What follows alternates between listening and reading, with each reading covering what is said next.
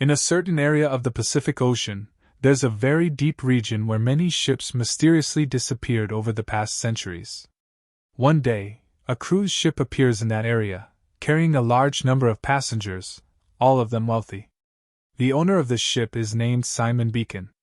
He's extremely proud of his ship, treating it like a massive palace that could never sink, no matter what. None of them realize that a major disaster is about to happen.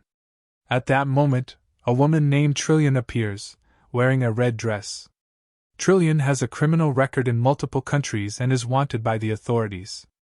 She passes in front of a crew captain and steals his entry card from his wallet, then uses it to access a secret room on the ship.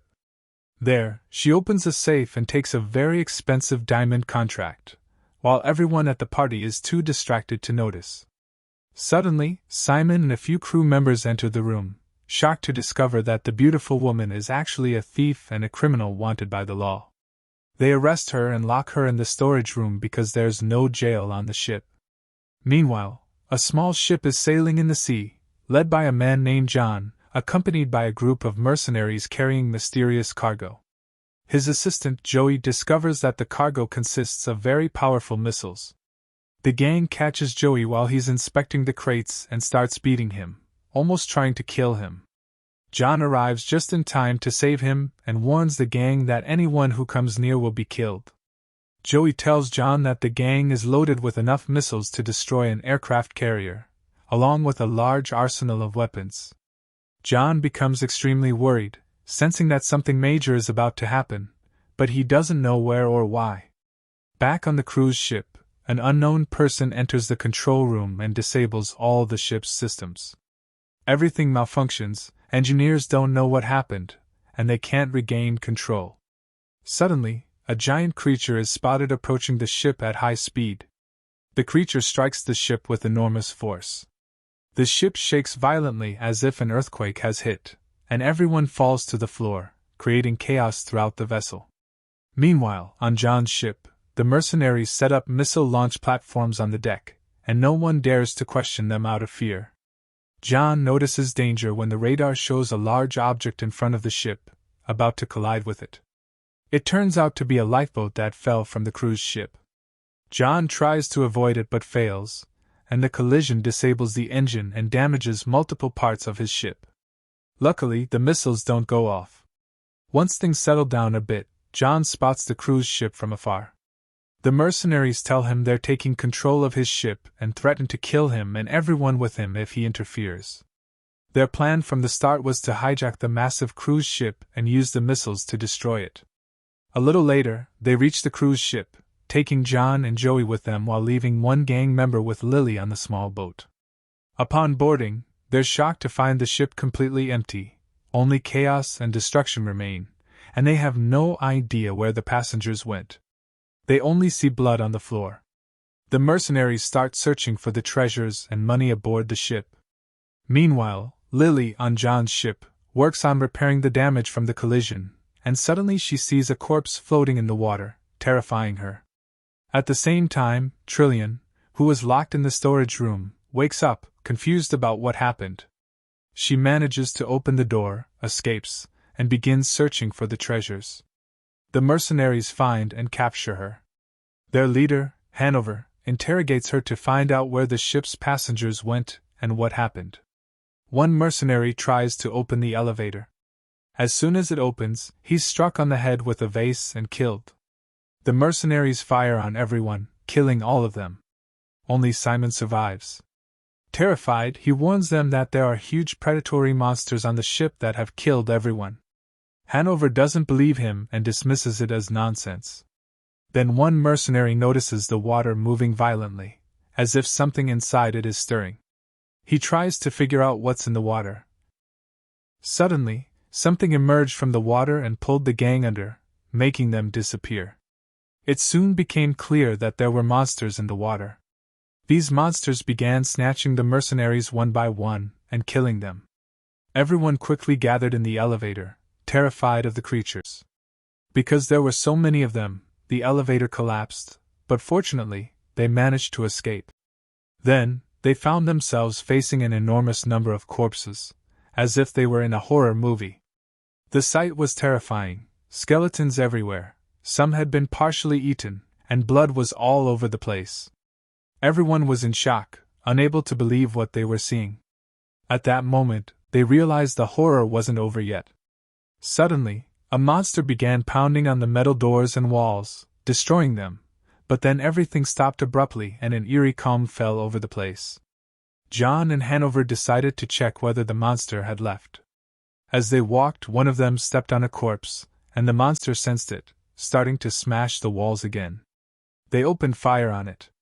Afterward, they quickly exited the area and went to a safe spot to regroup.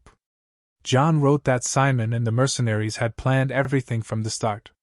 Simon was heavily in debt, so he arranged with the mercenaries to attack the ship, destroy it, and sink it to make it look like an accident so he could claim the insurance money. In return, the mercenaries would take all the valuables and money from the passengers, because Simon knew the ship had cost a fortune and it would never make back its expenses. We later discovered that Simon was the one who sabotaged all the ship's systems and equipment. Initially, they considered sending a distress signal, but unfortunately, all systems were destroyed, and the ship was too far away. Any rescue would take far too long. They kept trying to figure out how to escape, but the monster attacked again. Before it could kill Joey, they realized it was enormous. They fired heavily at it, bullets tearing through its body. From the monster emerged the skeleton of one of the mercenaries who had disappeared earlier. His body was mangled and partially eaten. It was the most horrific sight they had ever seen, and the man screamed in disbelief from inside the monster's belly. They continued shooting randomly, and eventually, they all managed to escape using another gun quickly.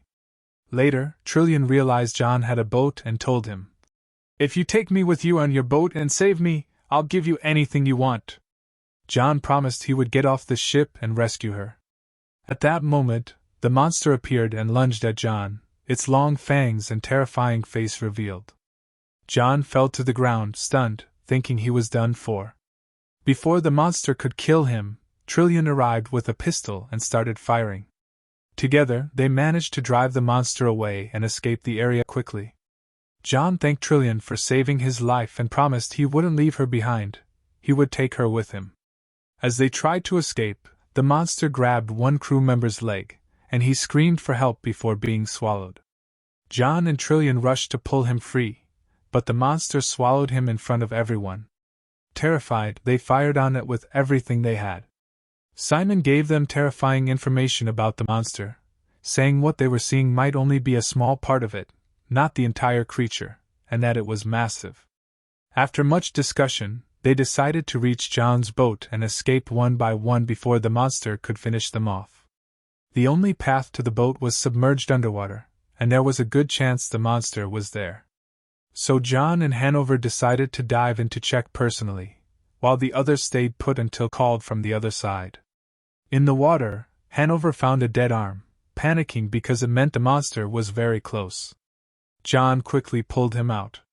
Suddenly, the monster approached the second group, and its long, powerful tentacle-like arms appeared. They quickly closed the door before it reached them, but the monster smashed through the metal and attacked. They fired heavily, destroying many of its arms, yet it kept coming. Forced to escape, they jumped into the water one by one. Mason had terrible luck. He was attacked in the water and killed before reaching the other side. At the last moment, he detonated a bomb he had with him. After that, everyone regrouped and made a plan to escape the ship. The monster discovered their location, and its arms appeared behind Mulligan. Everyone watched in fear, unable to speak. They all began fleeing one after another. Mulligan realized what was happening, turned, and fired his rifle with all his strength, destroying large parts of the monster's body. Finally, he rejoiced. He had forced the monster to retreat. At that moment, the monster's tentacles appeared again from behind, attacking them and cutting off any chance of escape. Later, they realized that the monster was incredibly smart. It was shutting every door they tried to use to flee. Every path they attempted to take was blocked, because the monster wanted to trap them all in one place, making it easier to prey on them. Its goal was to confine them to the front of the ship. They understood that the monster was highly intelligent. but they didn't know why it wanted that particular location. At that moment, a guide showed them the way to the front of the ship. They moved cautiously and quietly until they reached the area. Upon entering the bow, they were shocked to witness the most horrifying scene of their lives: corpses and skeletons strewn everywhere. These were the remains of all the passengers.